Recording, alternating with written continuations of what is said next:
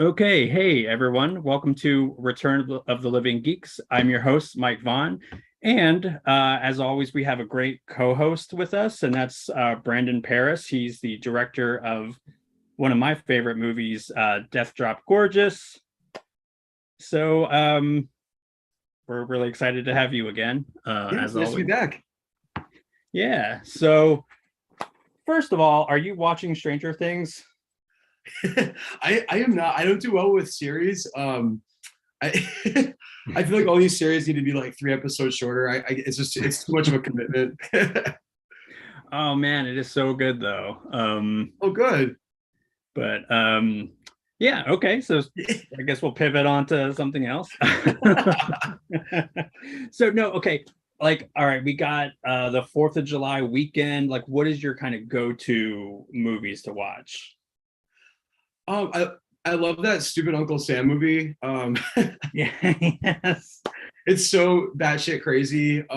It's one of those movies that's so bad it's good in a sense that like I feel like there's no self awareness and the plot is so insane and the dialogue is crazy and it's just fun. I love it. I actually really enjoy that movie. Yeah. No, that's funny you mentioned that because Blue Underground just did a 4K copy or a version of that. That's So awesome. yeah, not sponsored, but I love Blue Underground, and I'm going to talk about them if I want to. So, um, no, I think for me, like, there's like one like summer movie, Oh yeah. like this is it. This is all you need. Like the most traumatizing movie of all time. Oh yeah, did you see it really young? Yeah. Yeah, it's one of the first horror movies I watched and Nice. it did a number on me. And like I grew up near a lake and I was even scared of the lake that we lived near. Oh shit.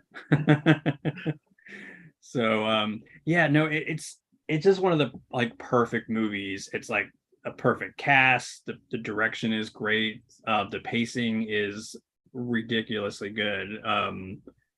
It's just one of those. It's just like it works on multiple levels. It's like firing on all cylinders. Yeah, that's definitely one of my go-to. I know what you did last summer. Like I'll throw that in there too. That's a pretty good fourth weekend movie. Oh yeah. Yeah, like that's getting a pretty awesome 4K release. See, I feel like I'm on the video attic and not Living Geeks right now. Um, that is, of course, my other show on Geek Vibes, which you should also check out, please. So it's interesting. I've been thinking about a lot about like guilty pleasures in as far as like movies go. Like I think we got into this a little bit last stream, but like what are your go-to kind of like so bad it's good or just like really kind of I don't know, guilty pleasures movie So that's wise? it's a tricky question because like I'm like proud of the batshit crazy 80s guilty pleasures that people have. Like I think Demon Wind and Neon Maniacs are amazing. But I think like in regards to like a movie that's actually really bad, that's like demonstrably terrible that I enjoy. I think sometimes like a lot of like the really bad sci-fi originals, like Blood Lake with Shannon Doherty is incredible. Yeah. I don't know if anyone's watched that one yet. That is just batshit crazy and really funny too, and just not a good movie. But yeah. Yeah. I know mine. I've been trying not to be ashamed that I like this so much, but Oh oh, yeah. I love this movie. And listen, I know it's bad. Like I know it's bad, but it still makes me laugh. And I feel like that's all you need in like a like so bad it's good. I mean, it's yeah, it's really not good, but damn if I don't find it very entertaining. Um and like I even own the sequel, which is even somehow even lower rated than this one. So I mean, I don't like the sequel as much, but there are some things in the sequel that I really like, that I think are really funny. Like the whole stuff with the Annabelle doll. Have you seen these? Yeah. Okay. No, Yeah. they're fun. They're just completely insane. It's just craziness. Oh yeah. So it's funny because like, have you had anybody like tell you that like your movie's like so bad it's good, or like a guilty pleasure or anything like that? Yeah, we've had like the so bad it's good. A lot of like our reviews on Letterboxd say that, but I think a lot of people know that like there is like a it's on purpose. It's supposed to be like John Waters camp, so I think people get that. But yeah, there's other people out there that are like this is so bad it's good. Especially like if you don't get a lot of the regional humor, or if you're not someone that's familiar with like drag queens or drag queen terminology and that kind of stuff too. But I definitely heard that before. Yeah, and that's funny because I really don't think that. I mean, I definitely do love all that stuff. Yeah. So maybe I'm not the best person to say this, but I didn't think it was that alienating to like if you're not into that like subsect of stuff. So Oh, thank you. um we here at the I almost said video addict because I'm talking about Blu-rays and stuff. I was gonna say we here at Return to Living Geeks, we love your movie. We think everybody should check it out. It's on Shutter, or just buy the damn thing. Like, I don't know. I always like stress the fact that like you should support the art that you love, and Agreed. like don't rip off someone's film. Like fucking support it, buy it, rent it, tell your friends about it, because honestly that's kind of like how you're gonna basically be able to like make your next movie, and if people love your work, that's how they can kind of help you out on that. Yeah, so speaking of that, like I know you were telling me last time that you're kind of just like finishing up with your new movie, like the effects and all that good stuff, like Yeah. nice. Now, tell the folks at home, what's it called again? The film's called Saint Drogo. Nice. Um, Now, you were telling me this, but I forget. What does that exactly mean? So Saint Drogo was an actual saint. So we kind of I won't say or I won't confirm or deny if it's a character in the film, but his mythology and folklore we kind of tap into as either an allegory or an actual character in the film. But it is an actual saint though. Nice. Yeah. Um, yeah, that's it sounds really interesting. I know that your crowdfunding thing had like a little bit of like a sizzle reel, or like a little bit of like a teaser trailer. Yeah. And looked really badass. And you said that you're probably going to be getting out like a trailer here soon. Yeah, we're hoping to. I think once we get the special effects nailed down, we can get because it's tough to put out a trailer without having any like the little bit of blood or something in there, something to make people look forward to it. Yeah. The tricky thing with this movie is like a lot of the gore kind of also contains spoilers when you see what's happening, so it's gonna be really tricky to kind of get some of that into the trailer without giving stuff away. But I also know people have a very low patience for horror films that don't show stuff in the trailer, so it's they have to like walk that fine line. Yeah. I mean, I'm somebody now that like I will avoid a trailer like the plague, Me just too. because. Yeah, because I mean, you probably get this. Like everything seems to get spoiled in the trailer. Yeah. And I mean, very rarely will I like seek out a trailer. I'll just want to go in as like blind as possible. And then I'll go back and I'll watch a trailer and I'll be like, oh shit, like that's literally they just showed the ending. Yeah. You know? I remember when the Wreck remake came out. Was it called Quarantine or Wreck? Oh yeah. Mm-hmm. The like last 10 seconds of that film are in the fucking trailer. Like you're watching that, Right. you're watching the ending and you're like waiting for her to get yanked off of the screen. And it's like, oh, that's literally the ending that's in the trailer. Like that was an odd choice. Well, that's actually like the cover of the home video Yeah. stuff too, isn't it? Yeah.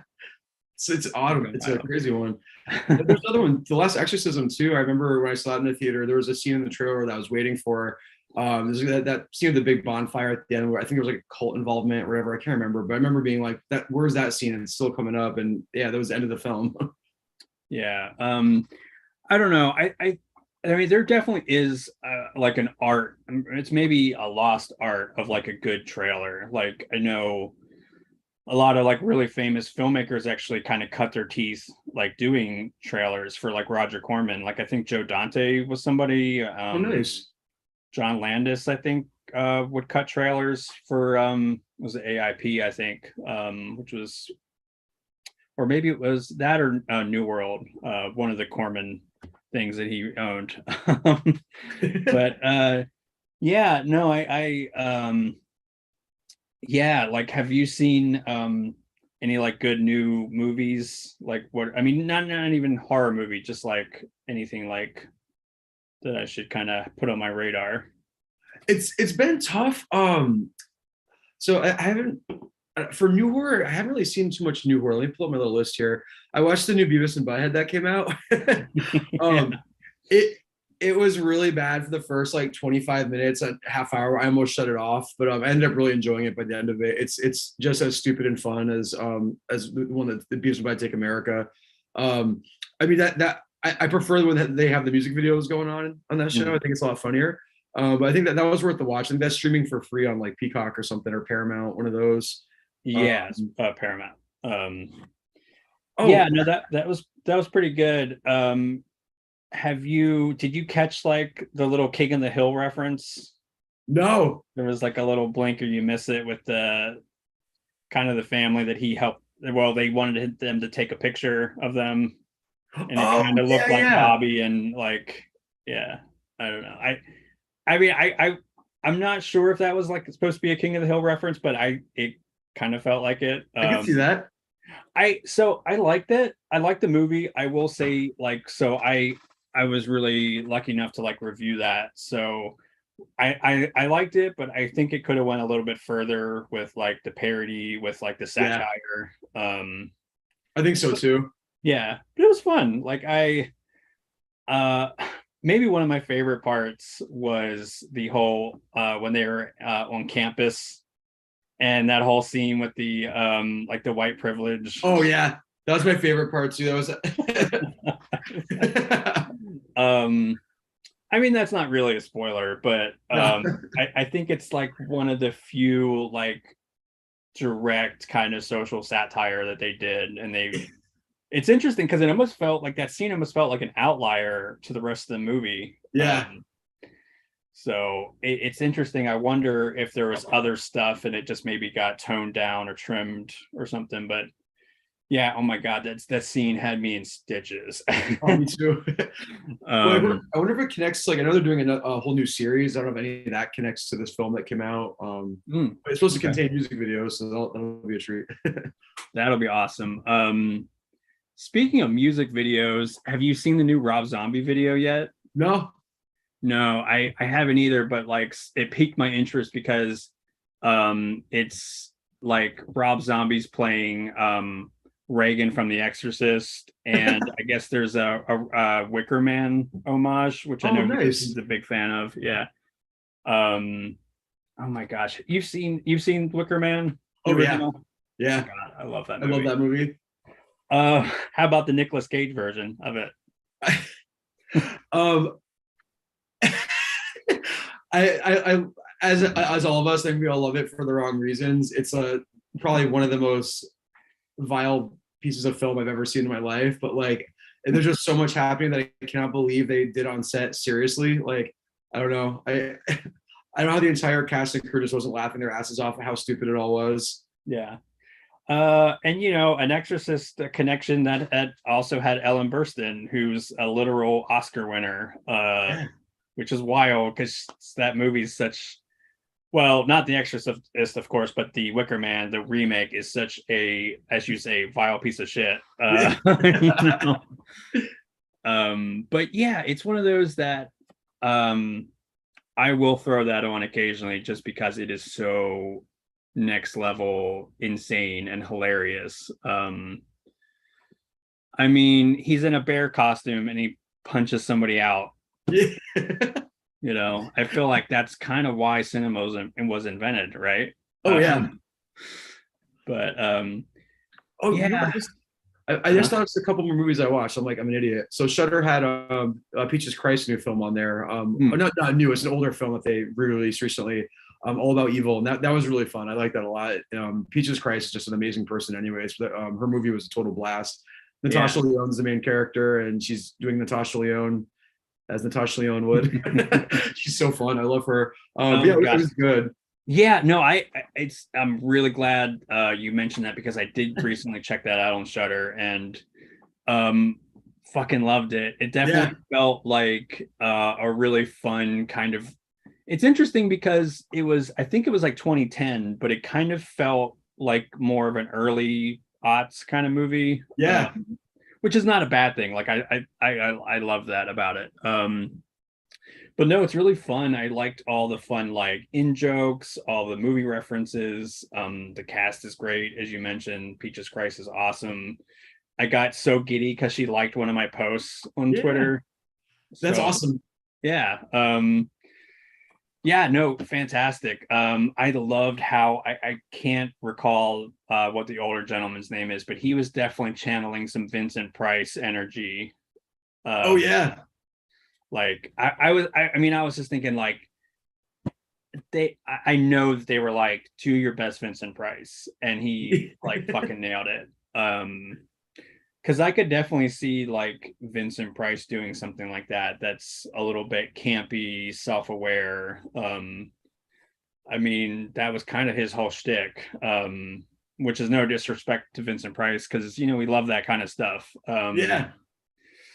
Like, yeah, no, it was great. I recently saw something that was pretty interesting. It's not widely out yet, but it's called She Will.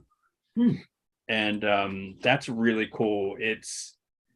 I don't want to give too much away, but I will just say that it's kind of like a little bit about like a witch, but they kind of play that like pretty close to the chest. Like it's more of like a kind of interpretation of something like that, but it's really more talking about like women's issues, like power and gender roles and stuff, which I think is so awesome and interesting. Like, oh, cool. Sadly, that's still really painfully relevant right now. It's with what's going on, but yeah, it's so interesting. It's such a really cool movie. I'm really excited because I know I'm going to be doing a press day for that. So yeah, that's one definitely to like check out a little bit closer to time when it's I think like next month or maybe a little bit later this month, it's like coming out on like VOD. Oh, good. Maybe in a couple weeks, but yeah, that's it's pretty awesome. I'm trying to think what else. Did you watch Mad God? Is that the Phil Tippett or the Yeah. Yes. Oh man. I liked it. It was fun. Yeah, it was a lot. It was interesting because I saw that at Fantasia Fest last year. I guess that was last fall, and I have to say I really appreciate a movie that makes me want to take a shower immediately afterwards. Wow, like it's pretty staggering. Like I know like that form of animation, like the stop motion animation, is like extremely notoriously difficult. So I think the story is with that he started doing that in the 80s, right? And then he finally was able to get like completion funds to finish it. That's wild. You working on a film that long? Yeah, and I mean it's really seamless. I think that there was only a couple times when I could have felt like some of the stuff was a little bit older. Like you could tell the stuff shot a little bit earlier, but really, I mean, for the most part, it was like pretty seamless, and it was good. I don't know if it was something I could watch like over and over and over again, but it definitely is one of the dirtiest, grimiest. Like I could smell that movie. Like I'm trying to think like what I said in my review, but yeah, it's definitely one of like the foulest movies, and I don't mean that that's not a bad thing. It was just a lot. So yeah, that was good. I'm trying to think what else. Like that I've seen pretty recently. I should probably bring up my Letterboxd to see what's I watch so many movies. It's like such a blur. I recently watched, and this kind of blew my mind. I had no idea this existed. So the Exorcist prequel, I watched, and then I was like, I remember what's going on in this film. I thought there was a scene where like a hyena kills a kid and blah blah blah. So I'm watching this, and then I look over on the it was on Tubi, and then there's the other Exorcist prequel. I didn't know that there was two, and it's essentially the same movie. So like Remy Harlan directed one, and it's like it's really fucking weird. The whole story is weird that like both scripts got approved, but they ended up making both films. So it's really weird. But I really like the Dominion one over the Exorcist the beginning one. They were the ending is a lot different, but they were both kind of fun. I didn't mind them. Yeah, no, that's really interesting. Yeah, like so I think what happened is basically they went with, I believe it was Paul Schrader's as a director first. Yeah. And he shot like maybe 50% of the film and they weren't happy. So they fired him for Rennie Harlan. And then I think like somehow they ended up like having enough footage from Schrader's version that they just kind of they gave him money to just finish his cut of it. It's so weird. It is very weird, but you know what? I will say I really like Dominion. Me like, too. I think it's pretty solid. I know it has its issues, but I don't ever think that it deserves the vitriol hate that it gets. Yeah. Mm. It's not that bad. It's actually pretty dark. Like all the subtext, everything happened. It's like it's pretty fucked up movie. Yeah. Yeah, no, like it's funny. I'm like looking at some of the recent stuff that I watched. Like, have you seen Vinegar Syndrome just put this out on Blu-ray, but it's called Drop Dead Fred. Have you heard Oh of my him? God. Like when I was a kid. Mm. It's fucking weird. Well, so that's funny you should mention that because like we had, I think, maybe the most random VHS collection growing up. Because I'm like, oh, I'm telling people like some of my like childhood favorite movies, and I'm like The Burbs, Drop Dead Fred, like stuff that you wouldn't necessarily feel like is child friendly. But no, it was cool because I had not really seen Drop Dead Fred probably since I was a kid, and I was like, I'm curious how this holds up. And I mean, it does for the most part, but wow, it is very not appropriate for kids. like, like there's a scene where he's like constantly looking up women's skirts, and I was like, wow, that's highly inappropriate. But I was gonna say this was the 80s, but I think this was maybe early 90s. Oh, that reminds me of guilty pleasures. Also, like I do love Problem Child, and we'll watch that every now and then, and that's really not for kids either. Oh yeah, that was another one. Problem Child. It was like I just now that I did see semi recently, and oh, the guy that plays Kramer, Michael Richards. yes, he's in it. And do you remember that? Like he plays the most scuzzy, like he's like a serial killer, right? Yeah, the bow tie killer. Yes. And this kid like idolizes, a serial killer in this kids movie. No, I love it. Like I think that that's kind of what's really awesome about like family friendly movies. I'm using that, in air quotes, of course, but like they just kind of went all out. Yeah. They're like, we don't really care. Like, this kid likes his serial killer now and idolizes him. Oh man, that was such a good movie. John Ritter. Yeah. Oh, man, that's such a good cast. I'm trying to think. Oh wait, Gilbert Gottfried was in that. Oh yeah. I'm looking it up really quick because It I'm was like, great too. yeah, no, I remember even as a child thinking like Problem Child 2 was like not as good. Um, and I mean, this was like somebody that would watch anything. So I was not the most discerning kind of film connoisseur, as you see before me, here. But yeah, no, that was a good one. Yeah, like Honey, I Shrunk the Kids. I guess that one wasn't as kind of like kinder trauma-y. Although they killed that lovable ant. Oh yeah, that was awful. I mean, yeah, I'm trying to think of like, I mean, just well, every Disney movie, it was like some parent is gonna die. Oh yeah, Um, like every time, every single one of them. like like Bambi, don't get attached to the mom.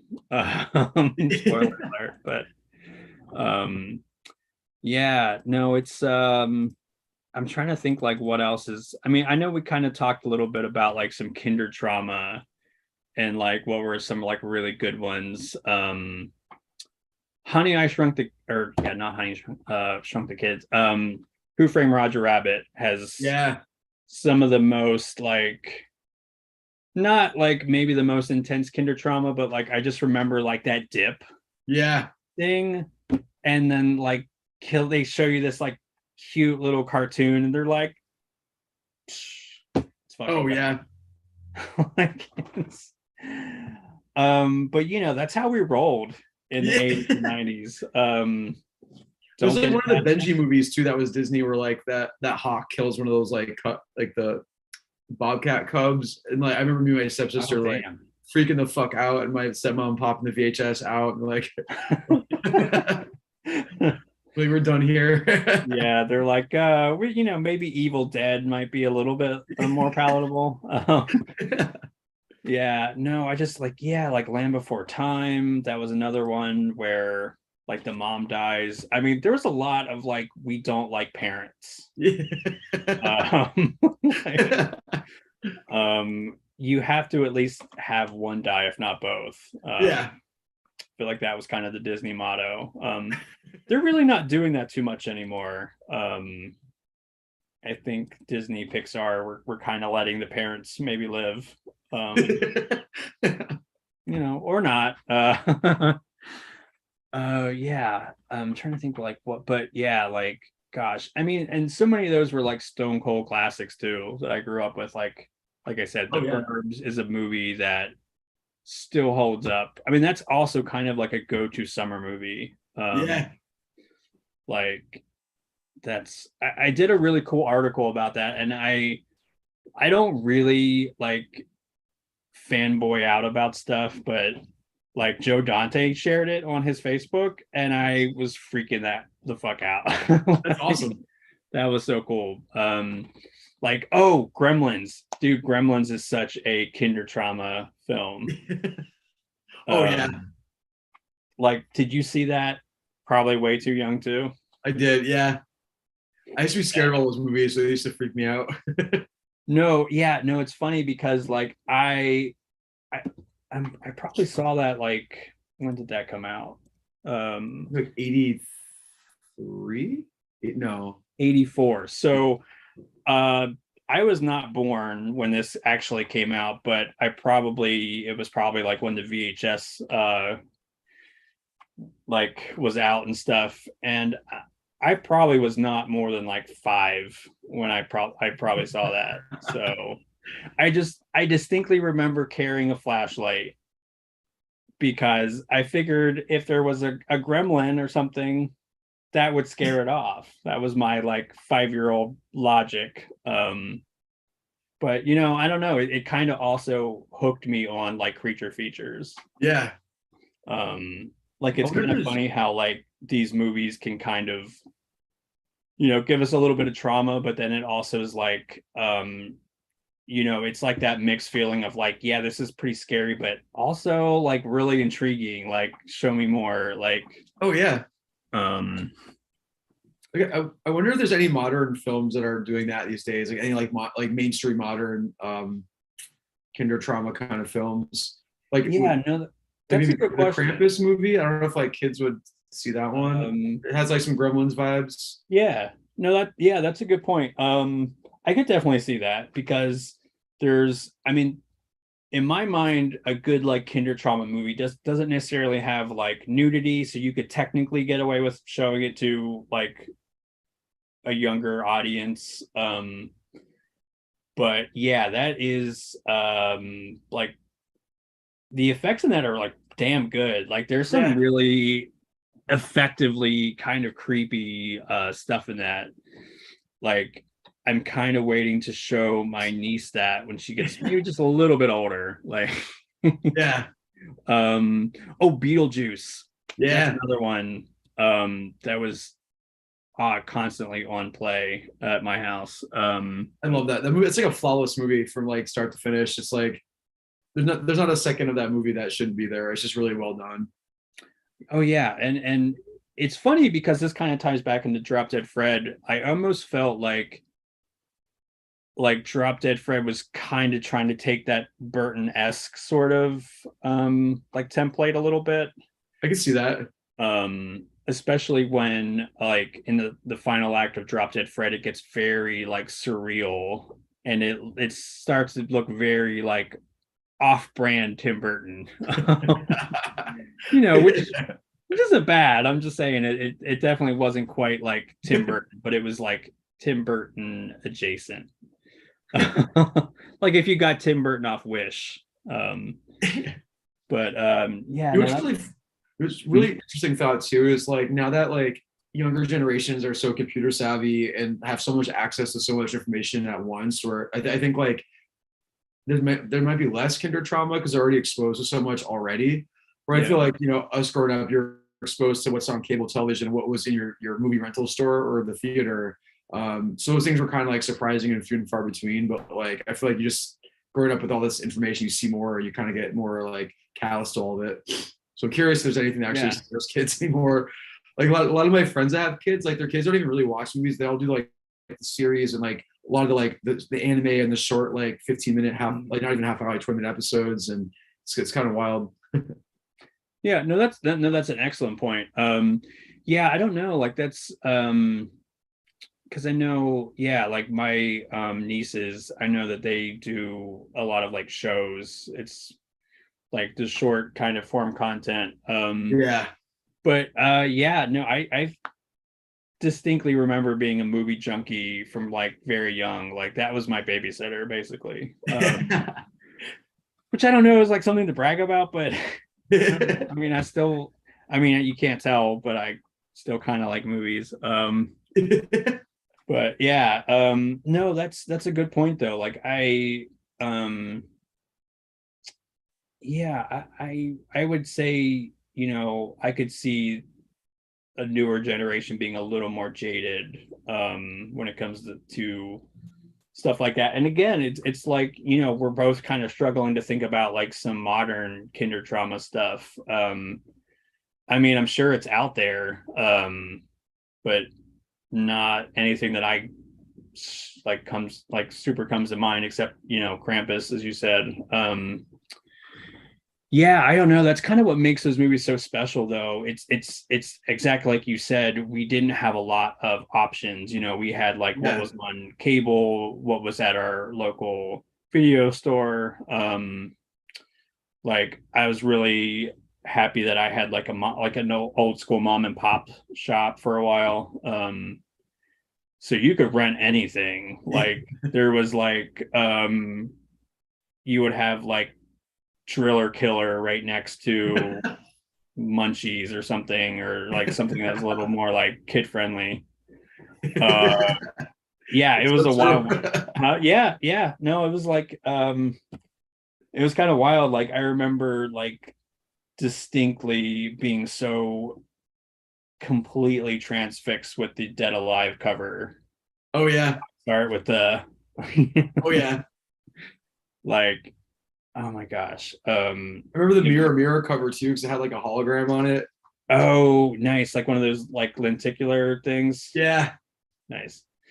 Yeah, I wrote a whole chapter about like how packaging for like home video used to be like fucking next level awesome. Yeah. And I don't know, it's kind of a lost art. I think more of your boutique labels are kind of still doing that. Like I just got the super deluxe ridiculous version of they call her One Eye. Oh, great. That's awesome. Yeah.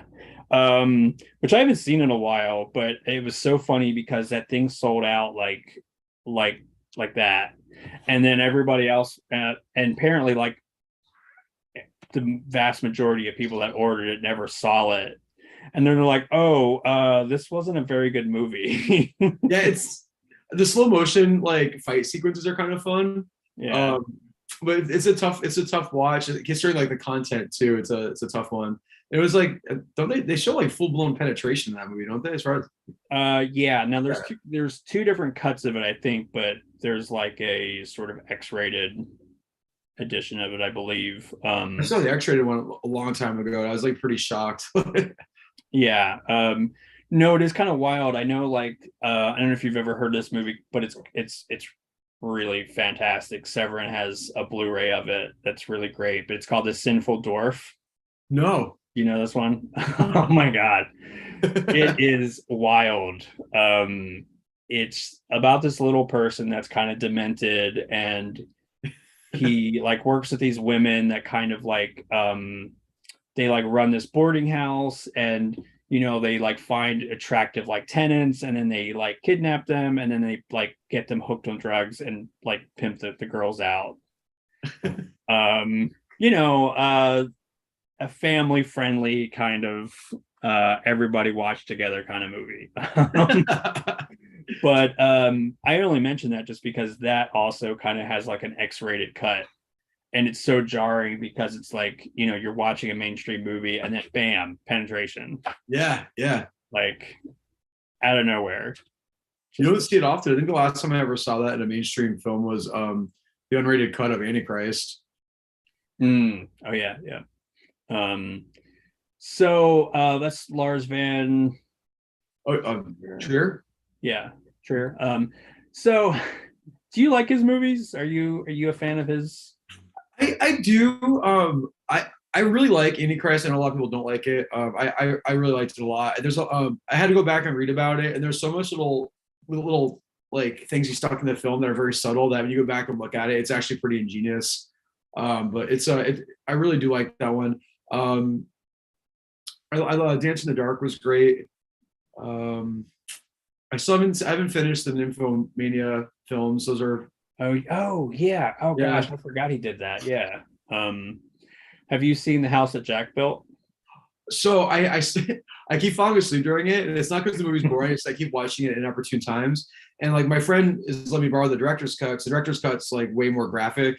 So I know it's like streaming on some platforms right now, but I want to see Yeah. the director's cut. But from what I saw, it's pretty wild. Yeah. It's Yeah, I'm very like hot and cold with him, but I feel like I should at least give Antichrist another shot.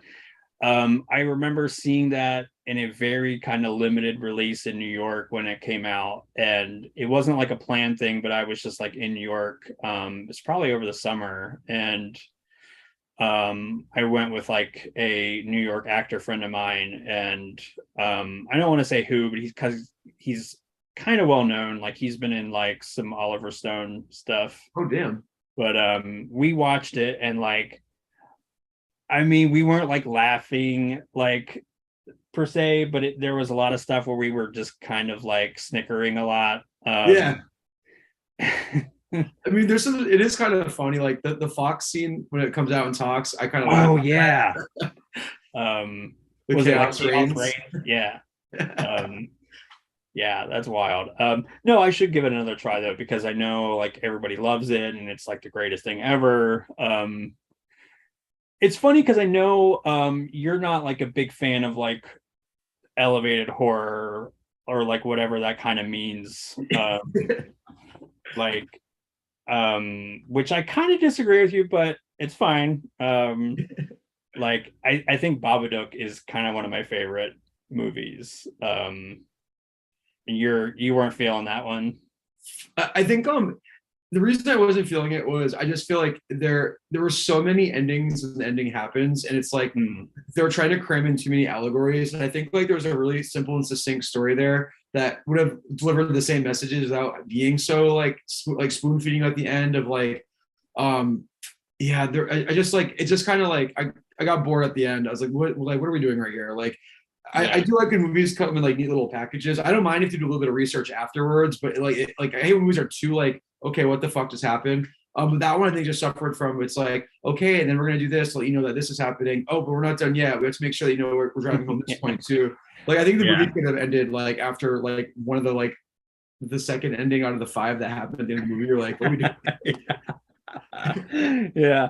No, that's a good point. I will definitely that is definitely very valid. Like I do think I don't know. I wonder if it's kind of like how you were saying, like I wonder if that was kind of maybe for like the audience to maybe like get them a little bit up to speed, or like I know sometimes like filmmakers will have to maybe spell out some things or think that they need to. Was that Jennifer Kent, right? She's the one that did Babadook. She did have you seen Nightingale? I haven't seen that. I heard that was good. That was really good. That's another one that I mean I'm also excited because she's doing a episode of the Guillermo del Toro show, right? The Cabinets of Curiosity. Oh yeah. When is that coming out? Good question. Because I want it in my eyeballs right now. Let's see. Yeah, the elevated horror genre, the reason I get so annoyed with it is because like just calling something elevated, first of all, is like it's just pretentious. And like I feel like there's certain production companies and certain directors that can put out a film and all of a sudden everyone like is meant to like, oh, I need to like this movie, and if I say I don't like it, people are gonna think I'm stupid. And it's like because there's a few of them that get a lot of praise that I'm like, this is not really that good. Yeah. No, that's I could definitely see that being valid because like it's almost like it's interesting because it's almost like I think there is this very real pressure among like film critics, especially that if they don't necessarily like something, that people are gonna like look down on them, like, oh, you don't get it, as you say. And yeah, I know it's funny. Like I will give like elevated horror movies a chance, but I definitely will always gravitate towards something that's a little more lighter, a little more fun. Yeah. And I love like horror that's slow burns. Like I really do. I think like this term elevated horror has now become like a buzzword. So like these production companies, once you slap that word on your movie, everyone's like, oh, this is a really deep movie and there's something here. Even if I really personally don't like it, like I'm supposed to like it because I'm smart if I like it. Like this is the biggest thing that drives me crazy about film critics and people that try to do the film theory thing is like I feel like if the directors and writers are, if they're saying to you that this is not what the movie is about, then you can't keep arguing that's what the movie is about. That's not the intent of the writers and the directors making the film. And I'll watch these huge ass online arguments about like Hereditary and Midsummer and The Lighthouse and like, you know, say what you will about those films. I loved Hereditary. The other two, not so much, but like you watch these like combative, like 900 comment long sections. It's like you guys can clear this fight up right now by just going and reading what the directors and writers, what the intent was, what the allegories are, what they're talking about, and there you go. Like it is fun to kind of like make your own conclusions. Like, you know, people, it's nothing wrong with that, but like you can't argue that as fact if the directors and everyone else are telling you otherwise. So it's kind of it drives me crazy. I can see that. Like it's so funny. Like you said The Lighthouse, and it made me laugh a little bit because like so my then boyfriend, it's not my husband, I somehow talked him into seeing The Lighthouse, I think. And I'm trying to think how I sold him on that. I think it was just maybe because he likes Robert Pattinson. So I was like, he's shirtless, you know, and I think that maybe sold him. But like I should have known better. Like, so he does not like anything that's super like artsy. Like it's not that he's not intelligent. I mean, he is extremely intelligent. He's an MD. He's like smarter than I will ever be, but that's just not his thing. Which is fine. but yeah, he didn't love it, as you would expect. Like I'm kind of glad that we still dated after that. I didn't love it either. There was I almost walked out of it. I was just like, it was killing me. And then I read like interviews and reviews from from critics and just the director himself, and it was like, okay, there's so much stretching happening here right now. Like maybe I'm just really dumb, but that was not for me. Yeah, and that's like, and my thing is, listen, like you can love a movie or you can hate a movie, but just don't judge anybody for Yeah. you not liking it, or Oh yeah. like that's my kind of golden rule. Like I dig those movies, but I'm not like you fucking suck because you don't like those movies or you don't get it. Yeah. Like that. I'm a critic, but I never want to be like that kind of critic. I it's funny because I've been thinking a lot about like film criticism, and like because that's kind of my job, but like I think that we're in this sort of vein where whatever whoever can like write the meanest, cruelest review to get like the buzziest kind of pull quotes. And I hate that. I Yeah. it's not that it's like I'm somebody that like, okay, I don't like writing bad like a bad review. Like I hate that. Yeah. Like it kind of hurts my soul that I have to like dump on something. But I'm gonna be honest. But on the flip side of that is like I try to do it in a way that's constructive and not destructive. Yeah.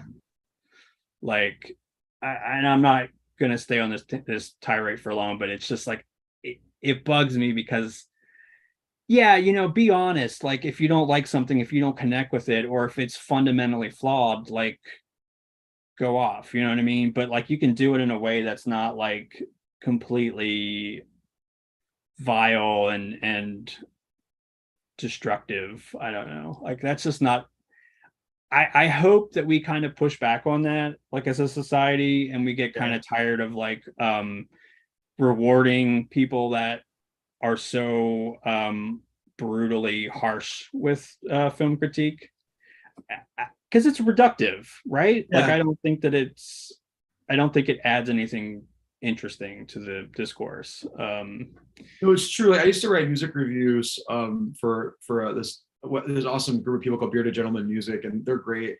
And it's really fun to write bad reviews. And I normally kept it to like people that would never be hurt by my reviews. Like they had me review that U2 album that was like popped up on everybody's phone, and like my bad review of U2 is not going to damage a fucking thing. Like I did Yeah. a Kid Rock one, like, and rightfully so. But like one time I got like there was a little like a smaller like underground band. It was a noise rock band.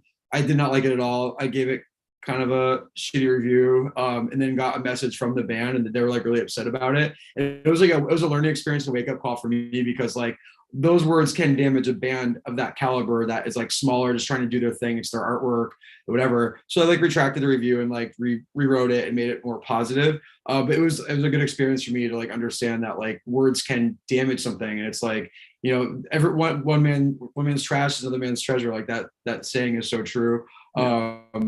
But I think like I'm totally okay with shitting on like mainstream stuff because like your reviews aren't going to hurt it. And a lot of times it needs to get shit on because it goes to so many like steps up a corporate ladder and it gets barfed out on your plate. And it's like I wish horror fans would like demand and expect more from. I hope everyone's lost faith in Hollywood, but like I just think there's some things that still happen that are like you'll read about like directors that like had this amazing vision in mind and writers and these films that come out, and then it's like they go through the filter of like producers and Hollywood, and it just turns it into like this like almost like safe, family friendly, boring, vapid bullshit. And like it's a I don't know. I think those critiques need to happen because it's not so much about the film, but it's like, okay, why are you giving us this? Why is it rated R? This could be PG-13. Like it's just so watered down and stupid. It's just I don't know. Oh yeah, yeah.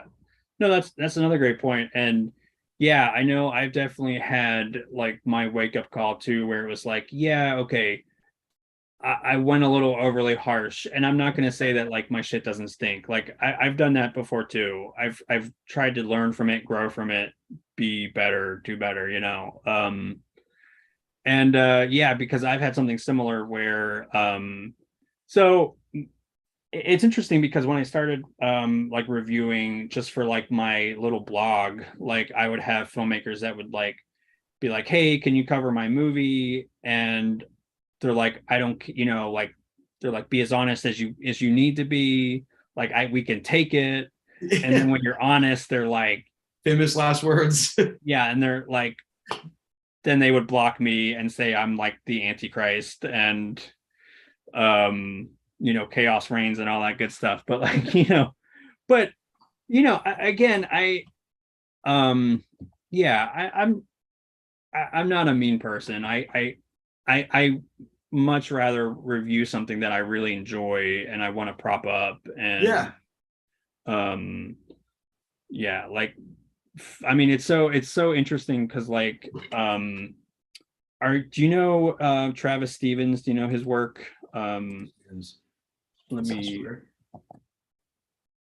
so he has done some really cool stuff. He did the Girl on the Third Floor Oh yeah. Okay. and Jacob's Wife, which I think is such a classic. I love that Yeah. movie. But I just reviewed his latest movie, A Wounded Fawn, and like such a cool movie. It should definitely be on everybody's radar. Oh, cool. I'll check that out.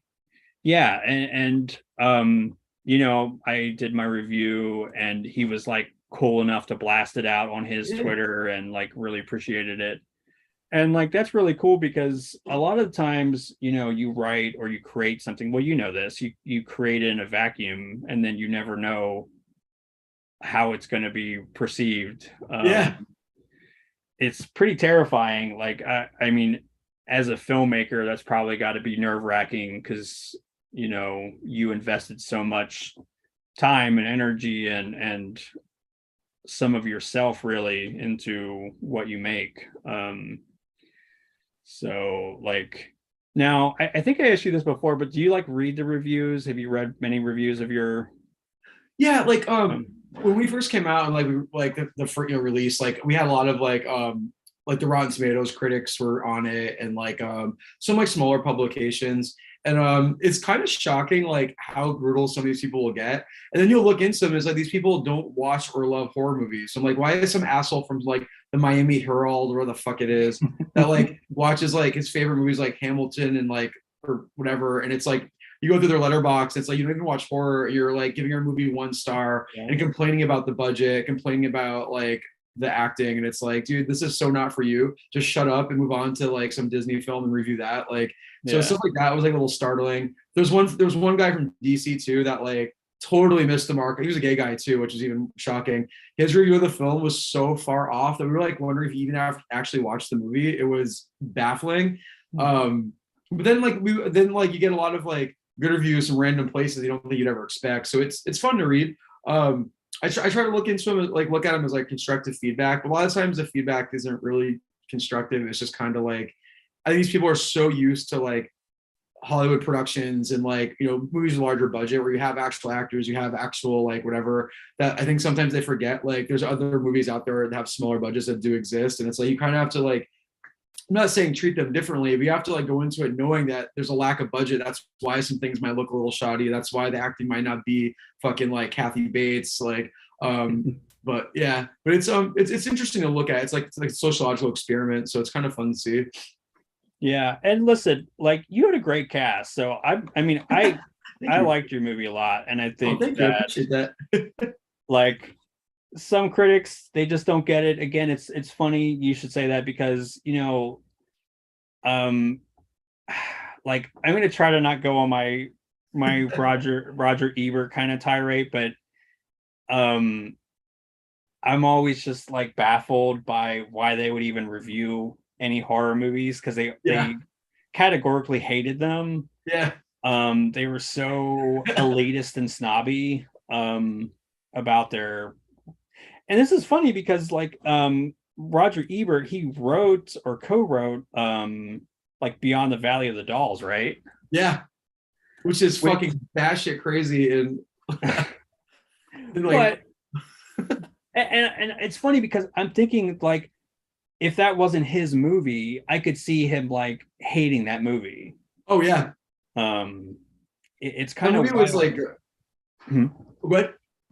No, I was just gonna say it's kind of wild because like he even kind of hated like some prestige films, quote unquote. Like he pretty famously hated Blue Velvet, which I don't get at all. Yeah. Yeah.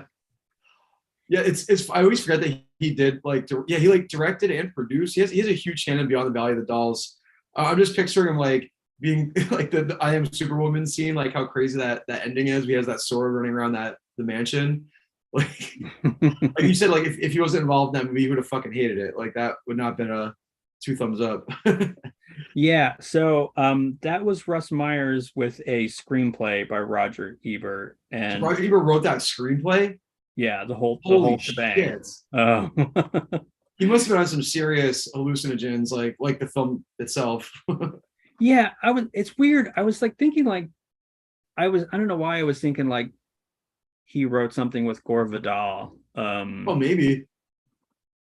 But yeah, because I was thinking like maybe it was like a co-written thing, but nope, he wrote the whole thing. Russ Myers has a story by credit, but that was his entire baby.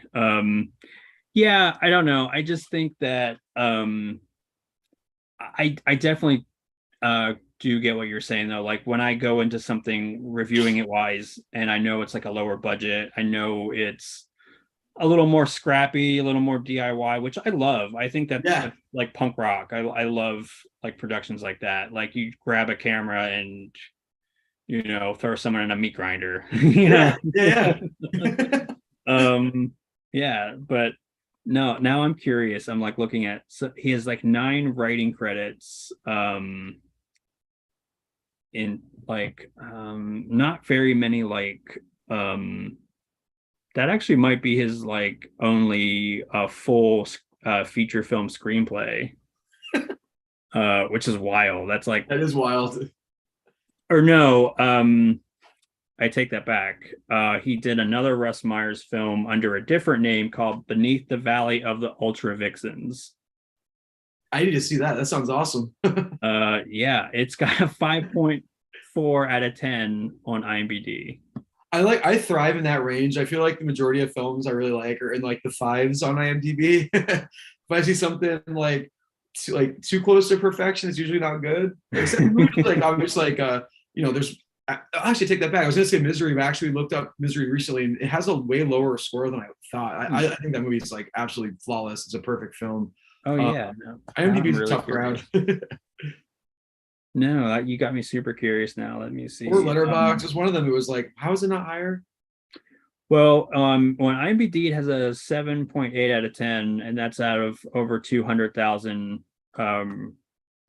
It might have jumped too. I know like with the 4K release that might have gotten more jumped up from, but yeah, no, I don't know. Like it's funny to say this because I am a critic, but like there's a lot of times when I don't read reviews Yeah. beforehand, or I try really hard not to let it influence me. Like I try to go into something like I always go into everything like it's going to be a good movie, like Yeah. baseline, like I'm not going to hate this, because I think that you can get yourself psyched up where you already kind of decided you didn't like it. Oh yeah, I don't read reviews before movies at all. Actually, like I'll read reviews from like my friends and stuff, but like before a film, I never do. It's just not worth it. Well, you said like you get like preconceived notions, and sometimes they're right, sometimes they're not. Um, sometimes even the information about the film itself is wrong in reviews, and you're like, did you actually watch this movie? So Right. Now, so speaking of reviews, was there any like really good funny lines or anything from a review that you got for your movie that kind of stood out? oh my god, there was one that it wasn't a reviewer, it was on Letterbox, and oh my god, I can't remember what the fuck it was. Is this girl was like, she's like, my boyfriend said this is like the Joker for drag queens. I love that. I feel like you Accurate. could that needs to go on all your marketing for the future. I love it. Yeah, there were some good quotes. Yeah, like it's I love when like reviewers like get what we're doing. Like your review was like pretty spot on too. I think like it's really frustrating when like queer film reviewers like don't get the subtext of the movie, which I feel it's like if being a member of the community, it's like it's pretty obvious. Like I think like it's for some straight people, like they don't get it, but like most straight people do. We've had like some straight podcasts and reviewers like really pick up on the points, like really and just nail it. And it's really exciting to read that too, that like things are like ringing loud and clear for people. But yeah, sometimes it's just it just goes over people's heads.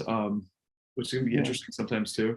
Yeah, no, it's interesting. Like it's been getting a lot of really great buzz. I know with it being on Shudder. Like, do you feel like that it's found a bigger audience since being a little bit more like widely available? Obviously.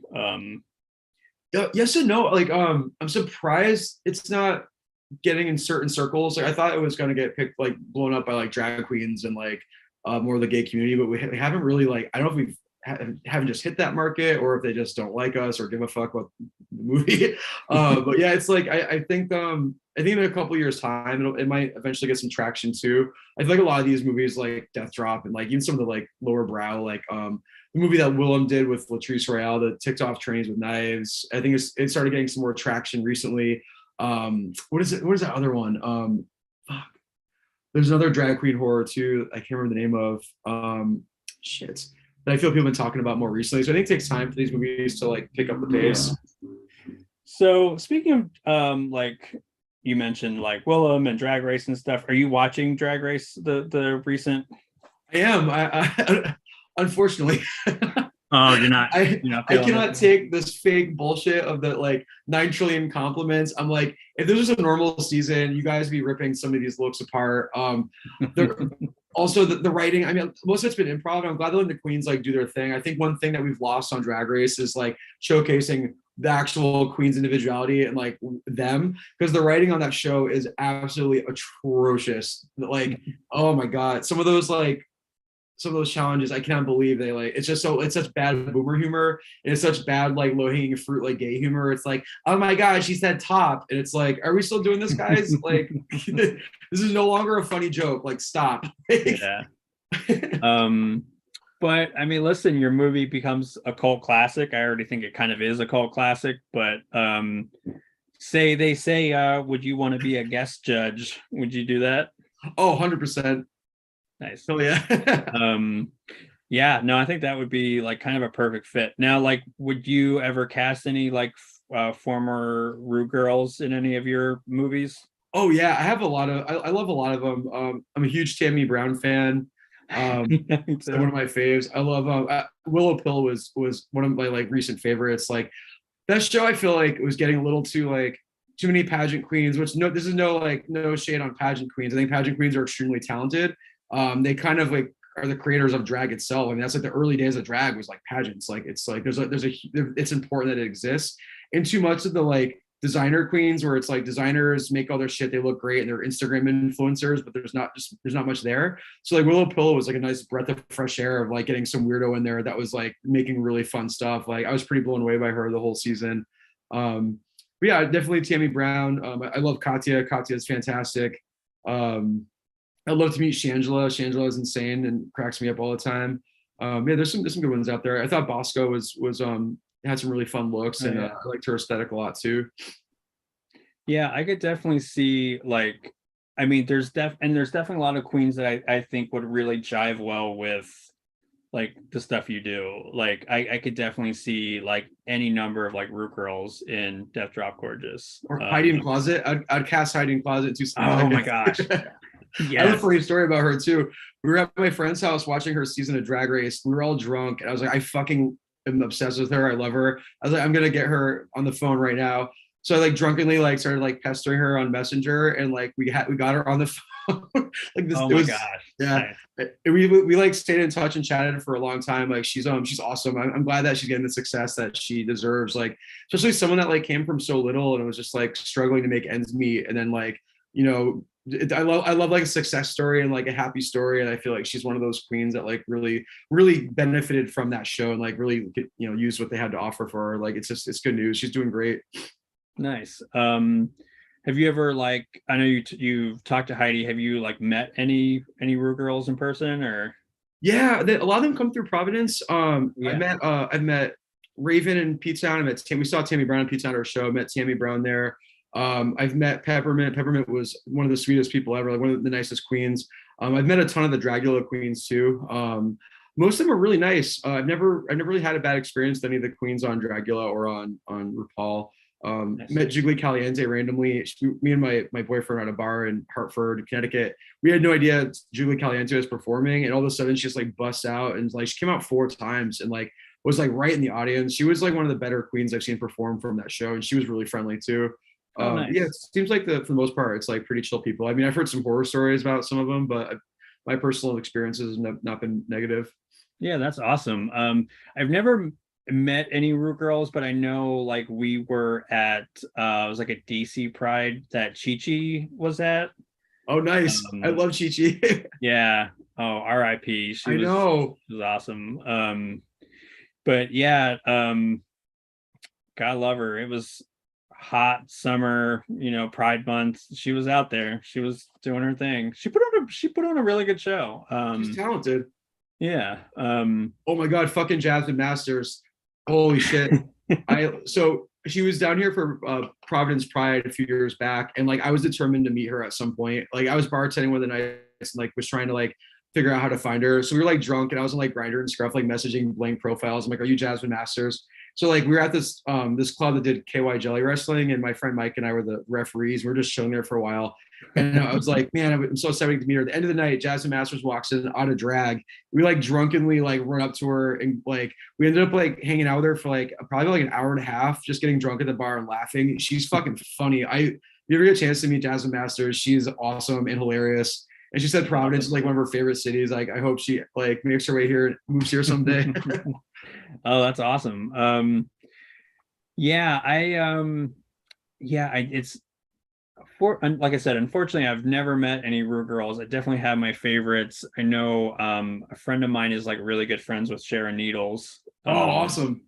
Like I think they still hang out and in Pittsburgh, I think. Yeah, Pittsburgh. Yeah, but that's about as close to any Root Girls as I but yeah, no, I love the show, but I definitely I definitely agree some of the writing isn't very good, but I'm pretty much digging this new season. I haven't watched the new episode yet. Like our kind of ritual is pizza, drag race, and then maybe like whatever, and then Joe Bob at 9. That's awesome. Yeah, so it's you got to have balance, right? Yeah. You got to have like I got to have my like queer shit, and then I have to have my like horror stuff. Who are you rooting for on this season? Oh gosh, yeah, I'm. I know she's probably not gonna win, but I really like Raja. I love Raja too. The reason I met Raja is funny. We were leaving the Tammy Brown show, and I had a Susie and the Banshee like sleeveless shirt on. And all of a sudden, like I walk by this picnic table, I hear, "Hey, I really love your shirt." And I turn around, and it's like Raja in her like deep voice, like, and she like gave me a hug. I was like, "Oh, that's awesome." She's doing a show after Tammy Brown, which I didn't know she was performing. I would have went and saw it, but that was kind of funny. But yeah, but she's so fucking talented too. She's like just insane. She's really, I think she was one of those queens on that season. Like you knew she was gonna win by like season 3, the one that she was on. Like she was just killing every challenge. You're like, oh well, she's gonna win, and she did. Oh, the other thing that was funny was the only cameo that I've ever gotten so far is one from Tammy Brown. Yeah. Oh my God, she's my favorite. I fucking love her so much. Yeah. And it was just as weird as you probably would think it is.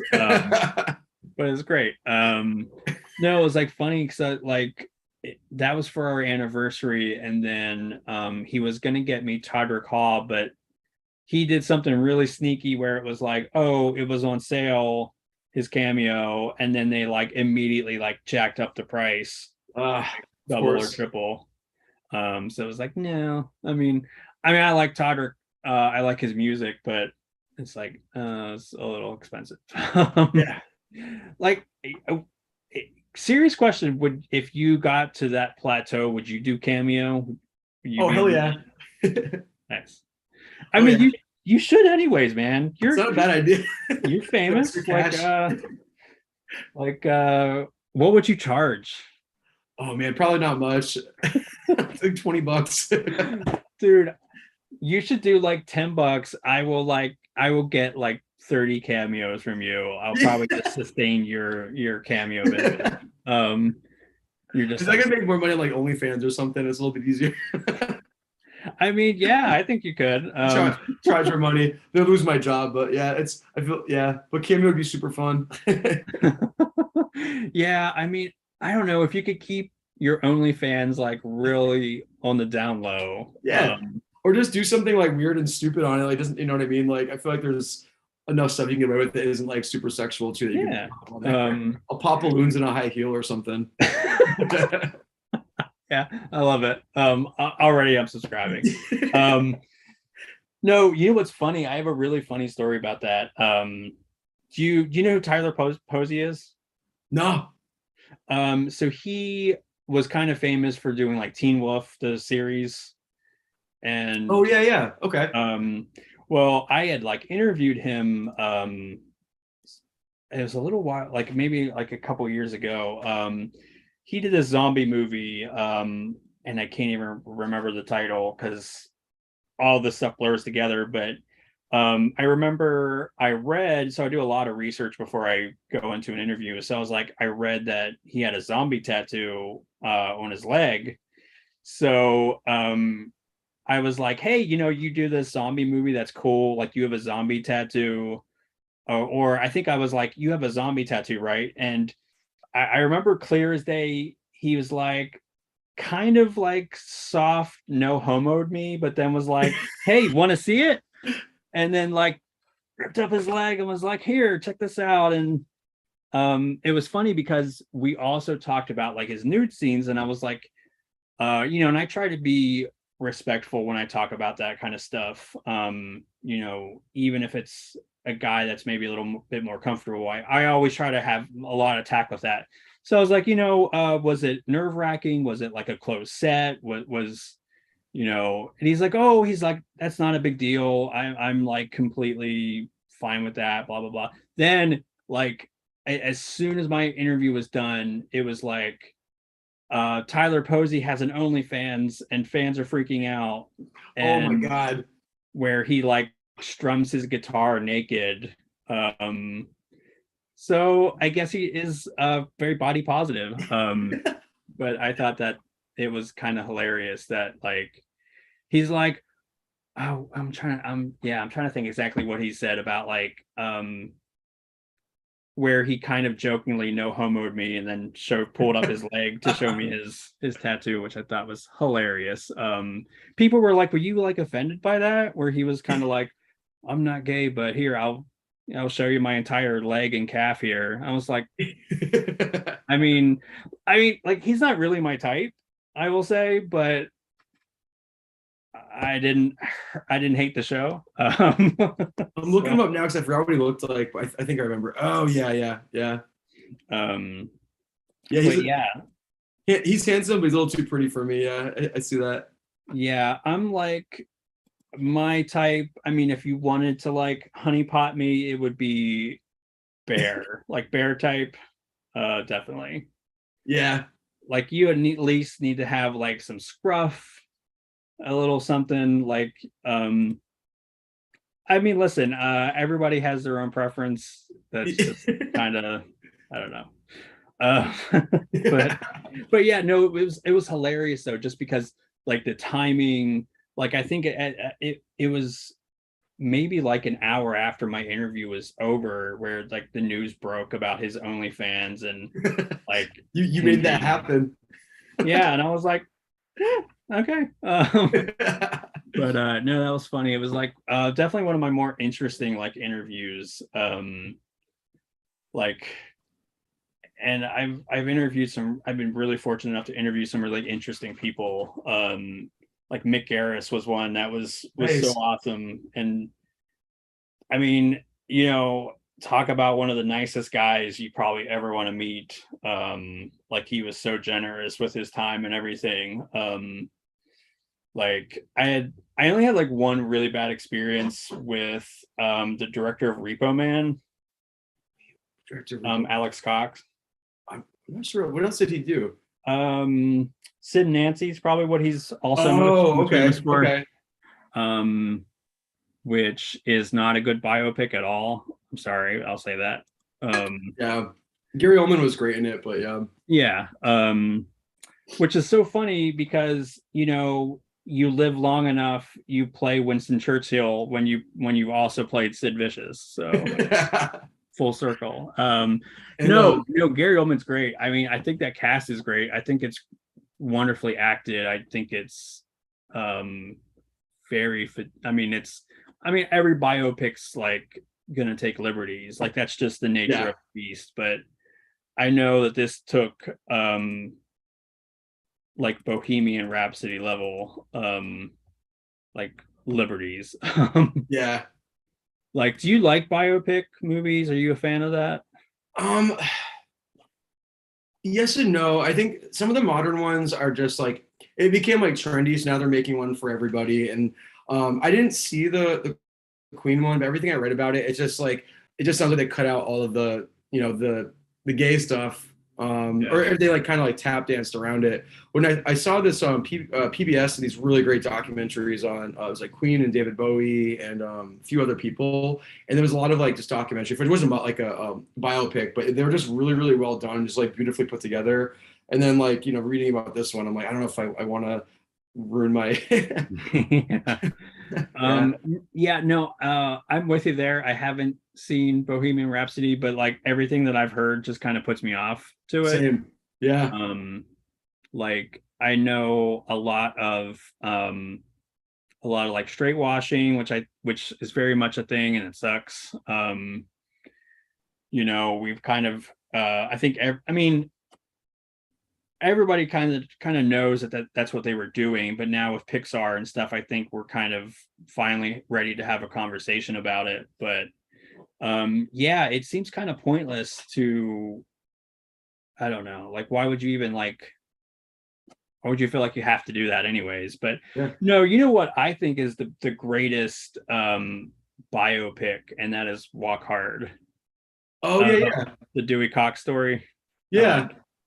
Like it's one of the it's one of the best like parody movies where it almost feels like it actually could be like a earnest serious biopic, like a music biopic. Yeah. um like it just eviscerates the that whole genre so well that it almost blurs the line a little bit. And Yeah, I I can see think that. John C. Riley, man, is one of the funniest people ever.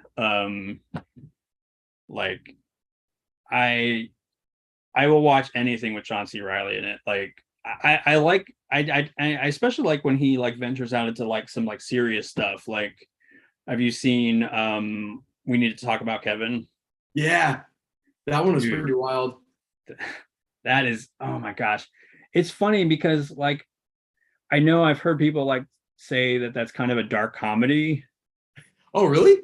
Oh man. Yeah. And I've never really thought of it like that. Like it almost kind of plays as semi-satire of those kind of, I don't want to say like, how do I want to say, like not necessarily like Lifetime movies, but like of Yeah, that kind of genre of, I take it pretty seriously. I was like, yeah, it dude, was a that was tough some one. harrowing stuff, man. Like the thing with him that I remember is like he gets the kid, like John C. Riley gets his son the bow and arrows that he will eventually murder him with. Like It's that's chilling. But it's a really good movie though. I'm trying to think like who why am I blanking on the female lead in that? Tilda Swinton. Yeah, oh my gosh. How did I forget that? I love Tilda Swinton. You you had mentioned like straight washing before, but I think we should start maybe doing biopics where we gay wash everyone. Like we'll have like Elvis just sucking a ton of dicks. Yeah. All right. Yeah. Why not? The I untold mean, story. it's a Last Berman movie. He might be. You don't know. I'm for it. No, I love that inverse. Yeah. Like Kid Rock biopic, or he's just like sucking a bunch of dicks. yes. All right. Listen, I'll write up a screenplay. Like we'll get some crowdfunding together. We'll make it. We'll I went get from Kid Cock to Kid Rock. We're doing it. yeah. Like no, we could get a drag queen that's named Kid Cock. I'm ready for it. Yeah, like it could be like a unauthorized. He wrote the lyrics for Bod Diddy Wah with a dick in his mouth. That's what that says actually. Ready for this. All right, I love it. I will like empty out my bank account to fund that. That's amazing. Yeah, no, I think that's a great idea. Plus, I like how it sucks that it takes something like that to get people to like pay attention to like that being a thing that happens. But like, yeah. No, I'm trying to think who else would be a really good candidate for gay washing. I'm sure we can think of some really good ones. But yeah, and just throw some like dick mutilations in there. Oh yeah. Some dick mutilations, a little bit of glitter. It's a time. It's a party, you know. So yeah, I probably we'll probably wrap up there with a little bit of some glitter and dick mutilation, but yeah. Oh man, like I'm in fucking tears laughing though. That's fucking great. I love it. So yeah, dude, thank you so much for joining me again. It's always such a fun time talking to you and hearing about like what you're up to, and like sounds like everything's going really awesome with the new movie. Saint Drago, right? Did I get it when I got it this time? I don't know why that title, it's such a unique title. It's not sticking in my brain, but I'm gonna it's a weird one. What's that? It's a weird one for sure. It's odd. But no, I do remember like checking out your what was it, Indiegogo? Yeah.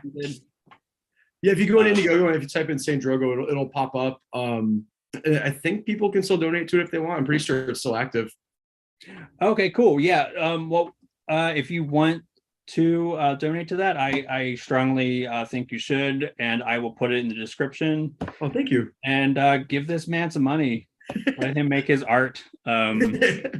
Like as always, definitely check out Death Drop Gorgeous. It's on Shudder. It's on VOD. It's everywhere you get things. So definitely check it out. Sincerely, I love it.